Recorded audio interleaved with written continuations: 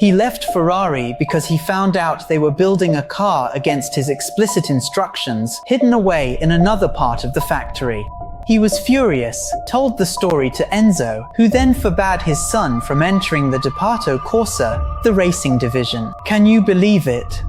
Hold on, it gets worse, because when he left Ferrari and went to work at Benetton, he found out that one of his team members, who had been building the car on his behalf, had taken some revolutionary concepts over to the rival team. And later he said, "In the end, what comforts me is that my concept was much better." And you are watching Small Great Stories.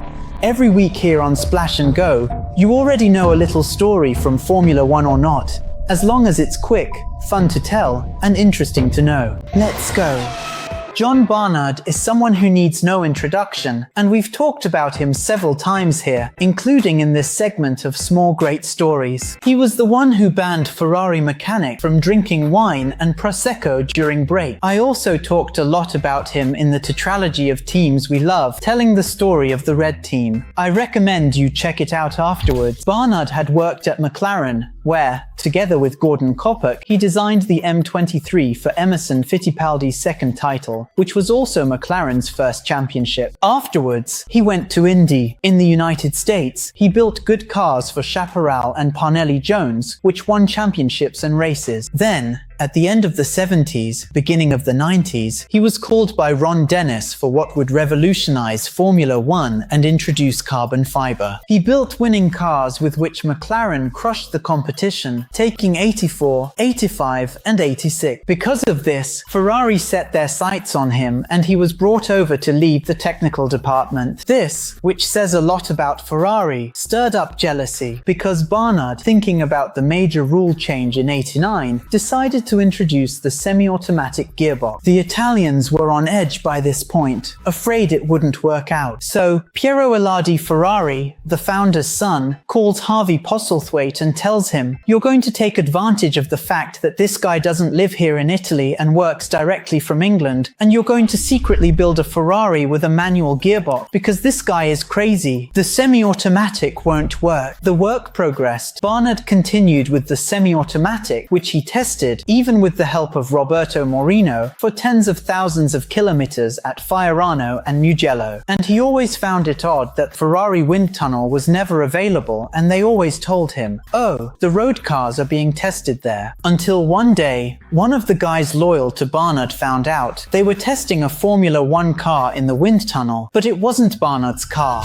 The technical director then gets on a plane, flies to Maranello and holds a closed-door meeting with Commendator Enzo, already an elderly gentleman, but still very much in charge. And he says, "Your son is leading the construction of a parallel car behind my back, spending wind tunnel and human resources to build a car that isn't my car. You hired me here, paying a fortune. For what? If you don't want me to build the car, I'll leave, but then you'll have to pay out my contract." The boss gets furious and forbids Piero Eladi, his son, from entering the 𝘾𝙤𝙥𝙮𝙧𝙞𝙤, Ferrari's racing division, and to do this he promotes him to vice president of Ferrari as a whole. The classic case of failing upwards, a position, by the way, that he still holds to this day. To cut a long story short, tired of the internal political squabbles at Ferrari, when 1989 came to an end, Barnard left and started working at Benetton. But the car with which Prost would battle Senna for the 1990 title right to the end was his creation. It's just that he wasn't there anymore. And it's in 1990 that something rather curious happens, because Harvey Postlethwaite, an English engineer who was under Piero Eladi's command, building a car behind his boss's back in this case, the technical director John Barnard had also left precisely because of his falling out with Barnard and had gone to work at Tyrrell. And then,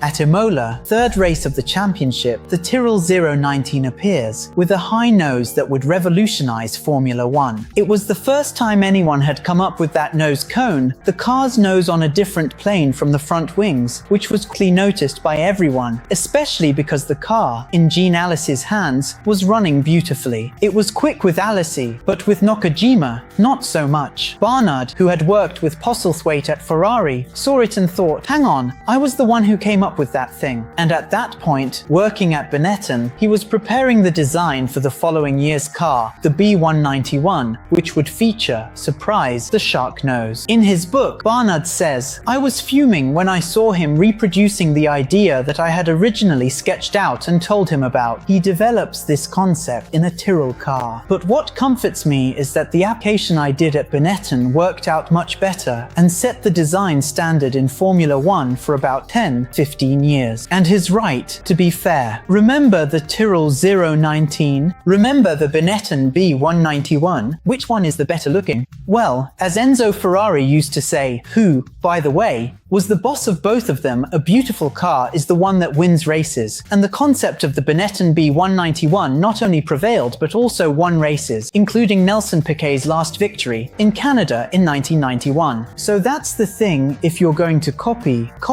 and try to do it better, just like Patrick Head used to do at Williams. So that was another little big story from Splash and Go on YouTube. I hope you all enjoyed it. Leave a like, it's free, doesn't cost you anything. You know that, and it really helps the channel. It's hardly any effort at all. Do me this favor, do us this favor. Drop at least a little emoji in the comments. Tell us where you're watching from. Send a shout out to your spouse, your partner, your cat, your dog, your parakeet, your girlfriend, your boyfriend, because that helps the algorithm keep spreading our little big stories and our other videos across the internet, onwards to 300,000 subscribers. So you don't miss anything we do here. We've got notification channels, Instagram, Telegram, and WhatsApp where you can join and start getting automatic updates so you won't miss any of the content we make here. And last but not least, we've got our social media, Instagram, Twitter, Threads, and TikTok, where there's content all the time. The handles are showing up here, and the links are down below in the description. I'll see you all in the next videos. Cheers, and a big hug.